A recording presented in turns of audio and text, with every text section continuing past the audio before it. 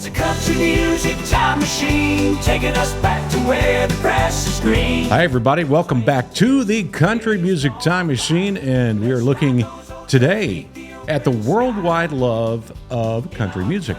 While most folks, especially those who do not know a lot about country music, may assume it is only popular in the USA, if you think that's true, you are very, very misinformed.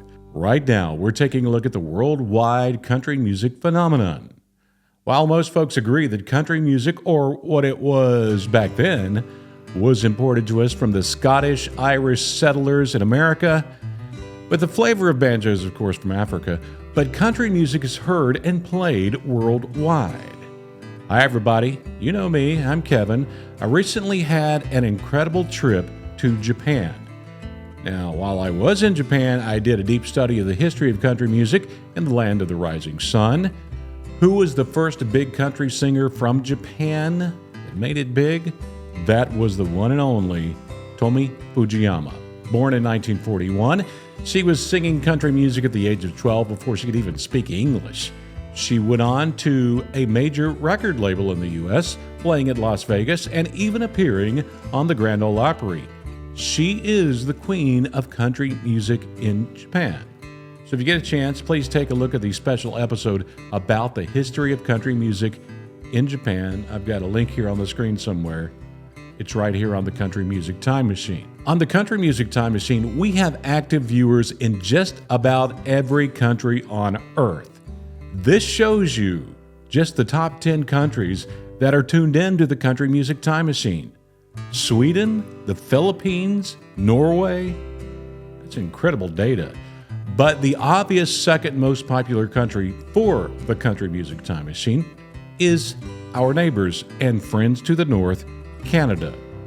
Due to the shared cultural roots with the Appalachian region, Ontario, British Columbia, and the Maritime provinces, we all embrace country music with enthusiasm.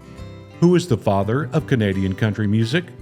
Born in 1904, singer, songwriter, and yodeler Wilf Carter, also known as Montana Slim or the Yodeling Cowboy, is recognized as the father of Canadian country music. Many big country music legends have come from Canada, but in the 60s and 70s, Canadian artists made their mark on country music, especially with the rise of the great Anne Murray. She took home 4 Grammy Awards in her career. In the 80s and 90s, Katie Lang made her mark, winning lots of awards. And what about the incredible Terry Clark? Yep, hailing from Montreal. Terry has sold millions of records and won many awards. So here's some trivia for you. Who is the biggest selling female country artist of all time? It's not Dolly, Reba, or Loretta. Canada's own Shania Twain took the world by storm starting in the 1990s and has sold more than 100 million records, also hosting award shows. I think I have bought at least 1,000 of those records myself. Country music is everywhere in Canada, so naturally, Canada is a haven for country music. History tells us that music originated from our immigrants from the British Isles, and today country music is huge in England, Ireland, and Scotland. Let's take a closer look at what is happening in that part of the world. In the UK alone, the streaming of country music artists has risen 67% just from 2023 to 24. Country songs have been streamed over 1.3 billion times in the UK so far this year. What are they listening to? A bunch of great stuff. Some of their favorites include Morgan Wallen, Zach Bryan, Casey Musgraves, Luke Combs, and Shabuzi. They are not only streaming the music, they are attending the many country music festivals, and the top artists are selling out all the time. Here is the stereoboard.com website with just a few of the more recent and upcoming concerts. Whether you are from England, Ireland, or Scotland, there is a great chance you love country music. Some of the most vocal viewers of the Country Music Time Machine hail from the land down under, Australia. And Australia is a country music paradise. In 1923, there were two things that were instrumental to the rise of country music in Australia: the radio and the phonograph. In the 1930s, we got the pioneer of the more Americanized country music in Australia, and his name was Tex Morton, known as the father of Australian country music. In the coming decades, the country music sound continued to grow in Australia. Australia is the second largest streamer of country music in the world. It's the largest growing musical genre for Apple Music in Australia. And Spotify even says that since 2015, the consumption of country music by those in Australia has increased dramatically. Most folks would consider the king of country music in Australia to be the incredible Slim Dusty. He pioneered the old bush ballad sound. Down Under is loaded with great country stars over the years. Although Olivia Newton-John was not born in Australia, that great country adopted her as their own, and she slammed onto the country scene in the 1970s. And Olivia was my first crush as a little boy. Such a beautiful woman. After Olivia, country music continued to grow in Australia. I used to love playing the song Blue Healer on the radio back in the day, and that song comes from the great James Blundell. He was the first Australian to sign a major record deal in Nashville. Yes, we love you, James Blundell, and for those of you that have never heard him, you are in for a treat. And yes, James paved the way for the biggest selling Australian country star of all time, Keith Urban. Keith is an excellent singer, songwriter, and can pick a guitar like a madman. Keith has plenty of money after selling millions of country records, and he's got homes everywhere now with his lovely actress wife, Nicole Kidman, including one just a little bit south of me in Nashville. One of the biggest countries to tune in the country music time machine might surprise you: Germany. The statistics prove it. While I was studying the country music craze in Germany, I came across this on the internet.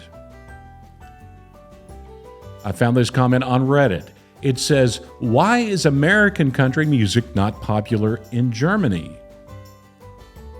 I guess someone who had no idea what they were talking about responded saying this: "No, country music isn't popular in Germany or outside the US in general." Well, I'm not an expert on Reddit, and apparently neither is this person either. That's why I'm here to educate the entire world on the history of country music. I'm your educator and professor. Based on YouTube statistics, the Country Music Time Machine has been streamed thousands of times in Germany. It ranks in the number 5 country on the list worldwide for Country Music Time Machine viewers. So I guess someone likes country music in Germany. Wait, that's Brad Paisley on stage in Germany. Yes, that's Brad Paisley. And in Schweizingen, if I said that right, not sure I did.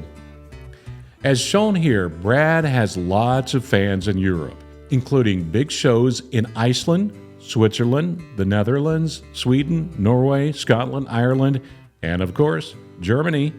And he's not the only one. All the big country stars are packing venues across Europe. Billed as the biggest country music festival in Europe, the Country to Country Festival has always featured big names. In Berlin, Germany this year, it featured Brad along with Old Dominion, Lauren Elena, and a bunch more. And even local homegrown country singer Siri is making waves in Germany. And she's a German country girl. And you should listen to her. She's a great singer. So yes, country music is worldwide. The question is, why? Why is country music's popularity exploding worldwide? I think the biggest reason is the music. Country music songs are filled with the stories about real life and real people, and the music is usually just simple and easy to engage with. But it could also be because of what is happening in pop music right now, if pop music even still exists.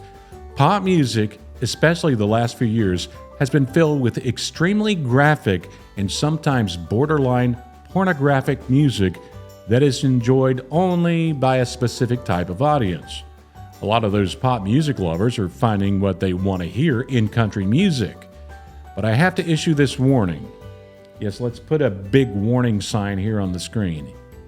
If country attempts to go too far into the world of pop or rock music, it may lose its identity altogether. So as I always say, come on, let's keep it country. That's all we have for now. A big thanks to viewers of the Country Music Time Machine all over the world. Whether you're in Japan, Israel, New Zealand, or Ireland, we love you, and we do appreciate your support. Please subscribe and tell all your friends about us. This is Kevin, and this is the Country Music Time Machine. In our country music time machine. In our country music time machine.